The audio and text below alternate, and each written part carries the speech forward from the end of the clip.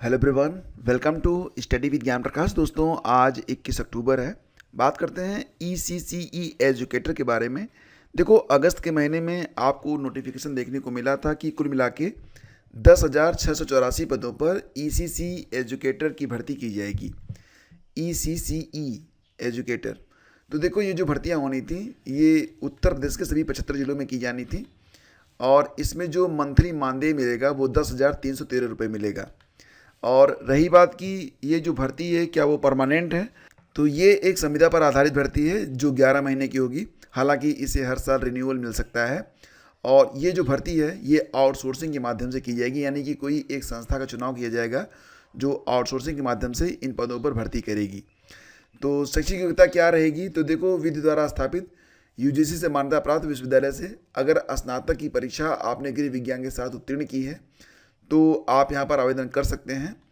अगर नहीं तो फिर अगर आप पुरुष अभ्यर्थी हैं या फिर अगर आपने गृह विज्ञान नहीं पढ़ा है, अगर आपने नर्सरी अध्यापन शिक्षा, NTT CT नर्सरी और DPSC का कम से कम 2 वर्ष की अवधि का डिप्लोमा किया है या इसके समकक्ष कोई डिप्लोमा आपने किया है तो आप यहाँ पर आवेदन कर सकते हैं। एज लिमिट रहेगी 1 जुलाई 2024 को। 40 वर्ष से अधिक आपकी उम्र नहीं होनी चाहिए। और यहाँ पर बेसिकली देखा जाए तो जो काम है वो ये रहेगा कि 3 से 6 वर्ष के जो बच्चे हैं ना, तो इन बच्चों को औपचारिक शिक्षा के लिए तैयार करना और बाकी जो आंगनवाड़ी कार्यकर्त्री होती हैं उनको सहयोग प्रदान करना, मुख्य रूप से यही काम यहाँ पर रहेगा। यानी कि बच्चों के विकास के लिए आपको काम करना पड़ेगा। तो फिलहाल यहाँ पर आवेदन के बारे में जो बात की जा रही है कि आवेदन कब शुरू हो रहे हैं, तो देखो इसके बारे में एक नोटिस यहाँ पर आप देख सकते हैं। जैसा कि मैंने आपको बताया कि ये जो 10,000 से ज़्यादा पद हैं, एग्जैक्टली जो नंबर है वो 10,684 है। तो इन पदों पर भर्ती के लिए एक आउटसोर्सिंग संस्था यानी कि एक आउटसोर्सिंग फर्म का चयन किया जाना है। और ये जो फर्म है, आउटसोर्सिंग फर्म है, इसका चयन एग्जैक्टली अभी तक किया नहीं गया है, लेकिन अक्टूबर के अंत तक इसका जो चयन है वो कर लिया जाएगा। 30 अक्टूबर तक इसका चयन कर लिया जाएगा। और ये जो चयन किया जाना है ये जेम पोर्टल के माध्यम से किया जाना है, ठीक है। और इस पर जो बीड है वो लगा दी गई है 19 अक्टूबर को और इसके लिए लास्ट डेट तय कर दी गई है 30 अक्टूबर। 30 अक्टूबर शाम 18 बजे तक यहाँ पर जेम पोर्टल पर बीड की अंतिम तिथि घोषित की गई है। तो देखो, ये जो नोटिफिकेशन है ये देवरिया से है और इसी प्रकार से हर जनपद के लिए यानी कि जितने भी ज़िले हैं उसमें कितनी भर्तियाँ की जानी हैं। अब यहाँ पर ध्यान से एक बात और भी देख लो आप लोग कि देवरिया में कुल 225 पद हैं ECCE एजुकेटर के लिए, ठीक है। लेकिन इसके अलावा 43 पद और भी हैं और ये जो 43 पद हैं वो तकनीकी अनुदेशक के लिए हैं। तो हर ज़िले में इस प्रकार की भर्तियाँ आएंगी, मतलब ECCE एजुकेटर प्लस तकनीकी अनुदेशक दोनों ही प्रकार के पदों पर भर्ती की जाएगी। लेकिन दोनों ही प्रकार के जो पद हैं उस पर जो भर्ती होगी वो आउटसोर्सिंग के माध्यम से होगी। तो इसके लिए जो बीड की प्रक्रिया है वो स्टार्ट कर दी गई है जेम पोर्टल पर। और ये जो विज्ञापन होंगे ये अगले महीने से यानी कि नवंबर में आने शुरू हो जाएंगे और उम्मीद की जा रही है कि 30 दिनों के अंदर ये जो प्रक्रिया है ये पूरी कर ली जाएगी। यानी कि अगर आप इंतज़ार कर रहे हैं तकनीकी अनुदेशक भर्ती का या फिर अगर आप इंतज़ार कर रहे हैं ECCE एजुकेटर भर्ती का, तो आप जो है अगले महीने आवेदन कर पाएंगे। आप किसी भी जनपद के हों, क्योंकि सभी 75 जनपदों में भर्ती की जानी है, तो सभी जनपदों में ये जो विज्ञापन है ये अगले महीने तक जारी कर दिए जाएंगे और हर हालत में यहाँ पर 31 अक्टूबर तक, ठीक है। ये जो फर्म है यानी कि किस फर्म के माध्यम से भर्ती की जाएगी, तो आउटसोर्सिंग फर्म का चयन कर लिया जाएगा जिसके लिए बीड की जो प्रक्रिया है वो स्टार्ट कर दी गई है। तो ये आप यहाँ पर देख सकते हैं। और फिलहाल ये जो नोटिस है ये देवरिया से आई है, लेकिन हर जनपद से इस प्रकार की नोटिस जारी होगी और उस पर अपडेट मैं आपको देता रहूँगा। बाकी अपडेट के लिए आप लोग हमारा जो टेलीग्राम चैनल है स्टडी विद ज्ञान प्रकाश उसको भी देख लिया करें, या फिर आप हमारी जो वेबसाइट है studyvidgyanprakash.com उस पर भी जा सकते हैं, वहाँ पर भी आपको अपडेट मिलती रहती है। तो अगर आप यूट्यूब पर नहीं आ पाते हैं तो आप वेबसाइट या फिर टेलीग्राम पर जा सकते हैं, वहाँ पर भी आपको अपडेट्स मिलती रहती हैं। तो फिलहाल आपकी जो वेटिंग है, जो आपका इंतज़ार है वो अगले महीने समाप्त हो जाएगा। अगले महीने से आप ECC एजुकेटर और तकनीकी अनुदेशक के लिए आवेदन कर पाएंगे। और देखो, एक बड़ी खबर यहाँ पर ये भी है कि PCS परीक्षा 2 दिन कराने के विरोध में सड़क पर उतरे छात्र। तो देखो, जो छात्रों की यहाँ पर चिंता है वो बिल्कुल जायज़ है। आपने देखा होगा कि UP PCS एक ऐसी परीक्षा है जो कि मतलब जो इसकी तैयारी करते हैं गंभीरता से, उनसे जाके मिलिए तो वो बता पाएंगे आपको कि कितनी शिद्दत से लोग इसकी तैयारी करते हैं। आधे नंबर से भी आप प्री से चूक जाते हैं, और प्री से चूकने का मतलब होता है कि आपको फिर से पूरे 1 साल का इंतज़ार करना पड़ता है और आप 2 साल बैक हो जाते हैं। तो ये परीक्षा बहुत ही महत्वपूर्ण होती है।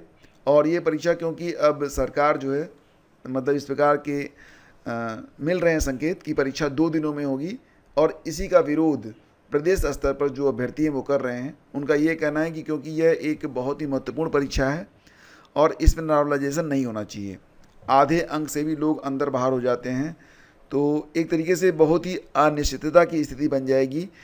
तो एक ही शिफ्ट में यह परीक्षा करवाई जाए ताकि नॉर्मलाइजेशन से बचा जा सके।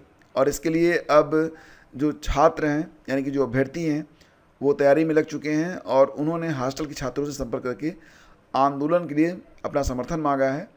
फिलहाल जैसा कि आप जानते हैं कि यूपीपीएससी की परीक्षा ये दिसंबर के पहले सप्ताह में 7 और 8 दिसंबर को हो सकती है। अभी जो ऑफिशियल डिक्लेरेशन है वो आया नहीं है, लेकिन फ़िलहाल जो प्रतियोगी छात्र हैं उन्होंने इलाहाबाद विश्वविद्यालय के हॉस्टलों और डेलीगेसी में छात्रों से संपर्क करके आंदोलन के लिए समर्थन मांगा है। प्रतियोगी छात्र ये चाहते हैं कि पीसीएस हो या फिर आरओ हो, ये परीक्षाएं पूर्व की भांति हों, यानी कि एक ही पाली में परीक्षा करवा ली जाए। उनका ये भी कहना है कि अलग अलग दिनों में अगर परीक्षा होती है तो निश्चित रूप से इसका जो है दुष्प्रभाव वो देखने को मिलेगा। नॉर्मलाइजेशन की जो प्रक्रिया है इससे उनका काफ़ी नुकसान हो सकता है। तो इस मसले पर प्रतियोगी छात्रों ने रविवार को इलाहाबाद विश्वविद्यालय के हॉस्टलों में जाकर छात्रों से मुलाकात की है। प्रतियोगियों ने भी कहा कि आंदोलन प्रदेश स्तरीय बनाया जाएगा। तो निश्चित रूप से ये जो बात कही जा रही है उससे मैं भी सहमत हूँ। आप लोग क्या कहते हैं, आप कमेंट करके जरूर बताइएगा। आगे बढ़ते हैं और देखो, यूपीपीएससी सहायक अभियंता के 250 पदों पर भर्ती की तैयारी।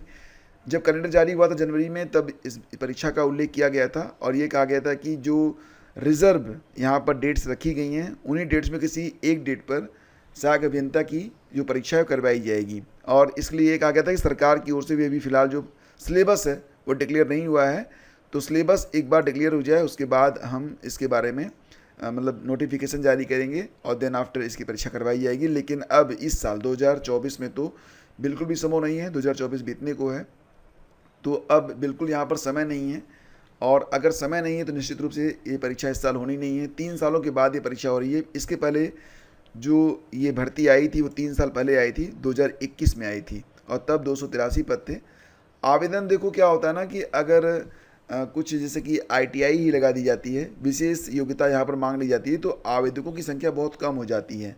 अभी जो पद है ये बीटेक वालों के लिए है, इंजीनियरिंग वालों के लिए है। तो इसमें पिछली बार जो आवेदन हुए थे वो 92,787 हुए थे, मतलब कुल मिला के 93,000 आवेदन हुए थे।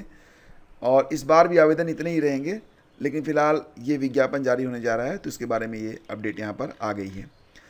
और देखो यहाँ पर एक खबर है, बेरोजगारी से परेशान युवक ने खंभे पर चढ़कर लगाई छलांग। देखो बात यहाँ पर ये नहीं है, मैं ये खबर कवर इसलिए कर रहा हूँ। देखो जीवन में 2 बातें होती हैं, एक तो आपका सम्मान होता है, दूसरा होता है पैसा।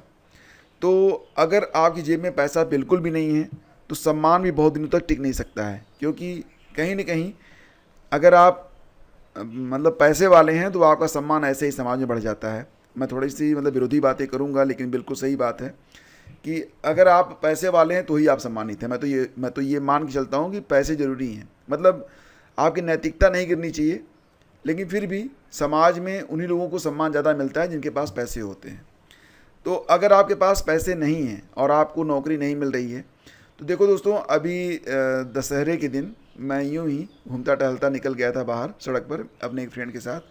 तो वहाँ पर मैंने देखा कि एक फास्ट फूड की दुकान थी, उस पर लोग टूटे पड़ रहे थे। तो मेरा एक दोस्त था, उसने मुझसे बताया कि भैया ये जो दुकान है ये प्रतिदिन ऐसे ही चलती है, ये कम से कम रोज़ 300 से 400 प्लेट आराम से बेच लेता है, और इसका जो एक प्लेट है वो 60 से 70 रुपए के बीच में जाता है। और इसमें जो लागत होती है, क्योंकि उसकी अपनी खुद की दुकान थी, मतलब वो होता है ना ग्रोसरी की दुकान, तो उस पर वो काम करता था। उसने बताया कि भैया इसमें जो लागत होती है बहुत कम होती है। इनका जो चावल होगा वो मैक्सिमम 5 से 6 रुपये का होगा, और पूरी कास्ट इसकी जो आती है वो 15 से 20 रुपये आएगी मैक्सिमम, मतलब सर्विंग और लेबर चार्ज जोड़कर, और पर प्लेट इसको कम से कम 40 रुपये बच जाते होंगे। बात यहीं तक नहीं थी, बात यहाँ भी थी कि आगे चल के मैंने देखा तो फलों की दुकान थी। मैं ये नहीं कह रहा हूँ कि आप लोग मोटिवेट हो जाओ फास्ट फूड की दुकान लगाओ, फल बेचो और ये काम करो, नहीं वो मैं नहीं कह रहा हूँ। मेरा कहने का मतलब है कि अगर स्थिति ये आ जाए जो इस बंदे के साथ आ गई है कि पैसे के लिए ये जान देना चाहता है, तो भाई पैसे कमाए जा सकते हैं। आप अपने चारों तरफ देखोगे बहुत सारी दुकानें चल रही हैं, वो लोग अच्छे पैसे कमा रहे हैं, ठीक है। तो देखो मैं तो ये कहूँगा जीवन आपका अनमोल है, अच्छे और बुरे दिन आते रहते हैं। अगर आपको आर्थिक दिक्कत सामने आ रही है तो कोई भी एक काम पकड़ लो, उस पर आप 3-4 घंटे भी दोगे तब भी आपकी जो ज़िंदगी है आसानी से चलती रहेगी। बाकी समय आप अपने सपने को पूरा करने में लगा सकते हो। अगर आपका मकसद यही है कि आप कोई गवर्नमेंट एग्ज़ाम की तैयारी करोगे तो वो भी आप कर सकते हो 3 से 4 घंटे। अब देखो कौन सी दुकान आप खोलोगे और कैसे काम करोगे इसका चयन तो आपको करना पड़ेगा, लेकिन ऐसा नहीं है कि पैसे कमाए नहीं जा सकते हैं। आपके आसपास अवसर ही अवसर हैं, बस आपको एक बार खुले दिमाग से सोच लेना है। और एक बात का ध्यान रखना है कि देखो अगर बात पेट की हो और कपड़े की हो ना, तो दूसरों से मांगने से बेहतर है कि हम खुद कुछ न कुछ कर लें और खुद कुछ न कुछ कमाने का प्रयास करें। ये ज़्यादा बेहतर मैं समझता हूँ।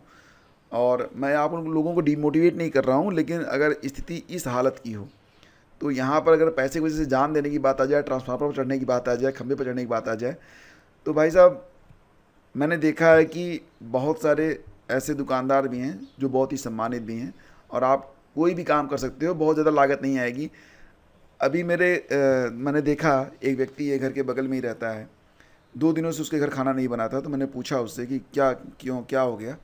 तो बोला कि पैसे नहीं हैं। हमने कहा क्यों नहीं है, तो बोला कि वो जो मतलब काम जहाँ मैं करता हूँ वहाँ पर नहीं हो पा रहा है। तो मैंने उसको राय दिया कि भाई साहब शाम को मार्केट लगती है, 2 किलो मूंगफली लेके बैठ जाओ, उसको बेच लो, कम से कम 100 रुपये तो आ ही जाएंगे, इतने से तुम्हारा खर्चा चल जाएगा। और 2 किलो मूंगफली बेच लोगे तो 100 रुपये तो आराम से 5-5 रुपये की 10-10 रुपये की लोग खरीदते हैं, इतने तो कमाई लोगे। तो मतलब काम करना चाहो तो काम कर सकते हो, ऐसा नहीं कि काम नहीं हो सकता है। और फिलहाल देखो मैं जो बता रहा हूँ बस इसलिए बता रहा हूँ कि जीवन से हार नहीं माननी चाहिए और आप निर्भर रहने का प्रयास करते हुए जीवन में आगे बढ़ने का प्रयास करते रहना चाहिए। आप लोगों को अपडेट करने देना चाहूँगा कि जो एक भर्ती आ रही है रोडवेज़ में, ठीक है, रोडवेज़ के बारे में एक अपडेट आ रही है कि रोडवेज़ में संविदा पर भर्तियां होने जा रही हैं। इसमें ड्राइवर भी होंगे और कंडक्टर की भी भर्ती होने वाली है। इसमें अगर आप 22 दिन ड्यूटी करेंगे और 5,00,000 किलोमीटर की दूरी तय करेंगे तो 3,000 रुपये प्रोत्साहन मिलेगा। बाकी जो आपको खर्च मिलेगा वो तो आपको मिलता रहता है। 2 वर्ष की निर्धारित सेवा पूरी करने पर 16,593 रुपये। खैर ये सब जो फिक्स वेतन वगैरह की बात हो रही है, लेकिन मुख्य बात यहाँ पर ये है कि वैकेंसी आ रही है और ये जो भर्ती है वो रोडवेज में ड्राइवर और कंडक्टर की है।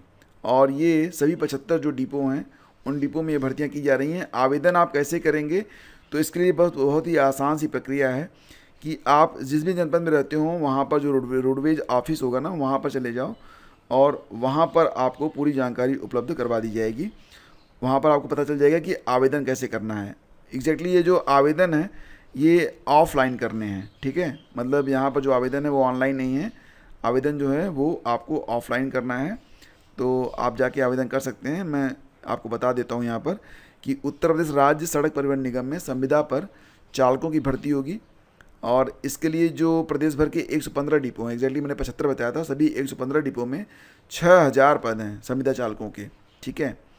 तो अगर आप यहाँ पर जैसे ड्राइविंग टेस्ट वगैरह अगर आप पास कर सकते हैं, ड्राइविंग आपको आती है, तो यहाँ पर जाकर आप जो है आवेदन कर सकते हैं और काफ़ी सुविधाएं आपको मिलेंगी। तो ये अपडेट है। उम्र सीमा जो है वो न्यूनतम उम्र 23 और 6 माह होनी चाहिए। और अगर आप 8वीं पास हैं और हैवी जैसे बस वगैरह आप चला सकते हैं, 5 फुट 3 इंच आपकी लंबाई होनी चाहिए, तो आप यहाँ पर आवेदन कर सकते हैं। दिसंबर का महीना मैंने कहा ना कि बहुत ही व्यस्त महीना रहने वाला है, तो व्यस्त महीनों के लिए आपको भी अभी से व्यस्त रहना पड़ेगा। देखो करंट अफेयर आप लोग पढ़ते रहो, मैं प्रतिदिन आप लोगों से कहता हूँ करंट अफेयर की PDF आप लोगों को हर महीने प्रोवाइड करवा दी जाती है। और हमारी जो करंट अफेयर की PDF होती है इसमें स्टैटिक भी कवर किया जाता है। जैसे कि मैं यहाँ पर सितंबर महीने का करंट अफेयर आपको दिखा रहा हूँ। जैसे कि हाल ही में श्वेत क्रांति 2.0 किसने लॉन्च किया है, तो इसका उत्तर होगा अमित शाह ने। अब यहाँ पर देखो श्वेत क्रांति 2.0 आपको पता ही है श्वेत क्रांति के बारे में। केंद्रीय गृह और सहकारिता मंत्री अमित शाह ने 19 सितंबर को श्वेत क्रांति 2.0 की शुरुआत की है। वाइड रेवोल्यूशन कहेंगे इसे। और इसके बारे में जो अपडेट्स हैं यहाँ पर आपको दे दिया गया है। इसका उद्देश्य क्या है? महिला किसानों को सशक्त बनाना, दूध उत्पादन को बढ़ाना, डेयरी क्षेत्र के बुनियादी ढांचे को मजबूत बनाना, दूध निर्यात को प्रोत्साहन। अब देखो यहाँ पर ये भी बता दिया गया कि श्वेत क्रांति 1.0 की शुरुआत 1970 में ऑपरेशन फ्लड के रूप में की गई थी। किसके द्वारा? डॉक्टर वर्गीज कुरियन के द्वारा। तो देखो ये काफ़ी अच्छी मैगज़ीन है, इसे अगर आप लेना चाहो तो लिंक आपको वीडियो के डिस्क्रिप्शन और पहले कमेंट में मिल जाएगा। शेष अगले वीडियो में। अगर ये सेशन आपको अच्छा लगा है तो इसे लाइक और शेयर करते रहिएगा। धन्यवाद आपका।